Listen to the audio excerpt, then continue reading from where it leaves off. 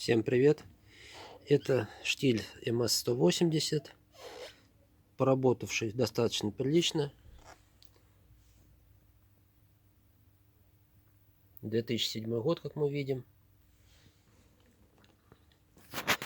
Обслуживанием явно эта пила не страдала. То есть, если мы посмотрим на воздушный фильтр, он даже приподнялся от того, насколько он забит. То есть такой фильтр использовать категорически нельзя, так как внутри все в опилках, и соответственно это влияет на срок службы цилиндр поршневой группы, карбюратора, так как вся эта грязь летит туда прямой наводкой. Поэтому стоит менять фильтра почаще. Вот. Тут как бы насквозь. Как сверху появились опилки, пора задумываться о замене.